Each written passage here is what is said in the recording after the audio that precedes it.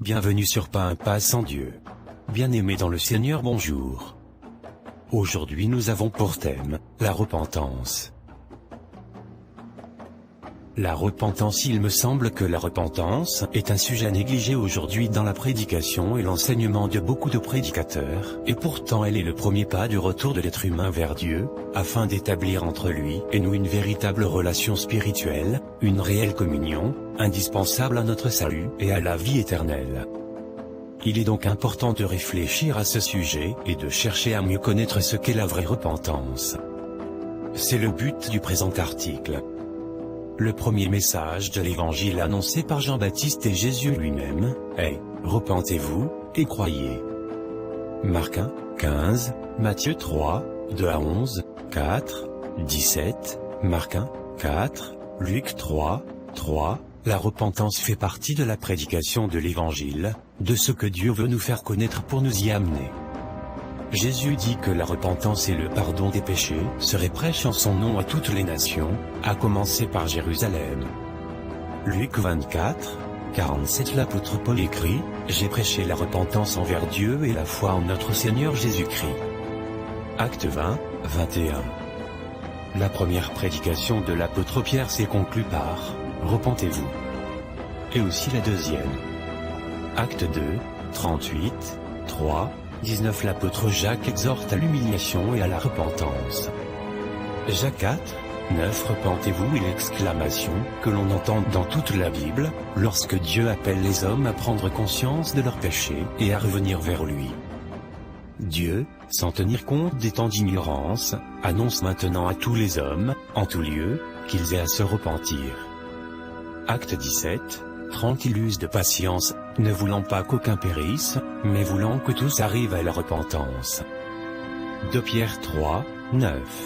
Mais la majorité des êtres humains, malgré l'appel de Dieu et sa patience, refuse de reconnaître la cause des malheurs qui frappent le monde et ne veut pas se repentir. Aujourd'hui, le monde vit comme si le péché n'existait pas. Malheureusement, nous savons qu'il est la cause de tous ces malheurs, les mensonges, les meurtres, les vols, les impuretés de toutes sortes, les adultères, la sexualité débridée et pervertie, les mauvais désirs, les querelles, la cruauté, la brutalité, l'orgueil, l'ambition, l'incrédulité et j'en passe, sont la cause de bien des souffrances. Malgré les fléaux qui les frappent, les hommes refusent de revenir vers Dieu, comme les Juifs au temps de Jérémie et selon ce qui est écrit aussi dans le livre de l'Apocalypse. Éternel, tes yeux n'aperçoivent-ils pas la vérité? Tu les frappes, et ils ne sentent rien. Tu les consumes, et ils ne veulent pas recevoir instruction. Ils prennent un visage plus dur que le roc, ils refusent de se convertir.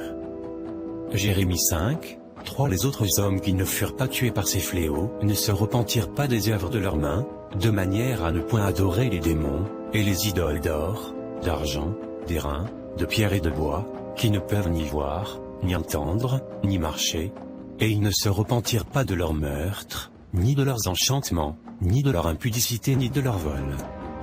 Apocalypse 9, 20 à 21. Et les hommes furent brûlés par une grande chaleur, et ils blasphémèrent le nom du Dieu, qui a l'autorité sur ces fléaux, et ils ne se repentirent pas pour lui donner gloire.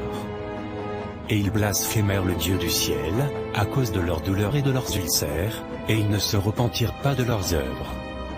Apocalypse 16, 9 à 11. Il est certain, qu'en se laissant influencer par les raisonnements des inconvertis, les croyants deviennent tolérants en ce qui concerne le péché et trouvent excessif une position fondée sur ce que Dieu dit. Bien-aimés, je vous invite donc à parler plus de la repentance et du retour de notre Seigneur Jésus-Christ. Arrêtons de distraire les personnes avec les miracles et autres. Car nulle part dans la Bible il est mentionné que les miracles sauvent. La vraie repentance est une grâce de Dieu. Alors repentez-vous et venez à Jésus-Christ, car seul lui sauve. Merci de nous avoir suivis. Retrouvons-nous demain pour une autre étude biblique. Aimez et partagez avec vos proches s'il vous plaît. Soyez grandement bénis.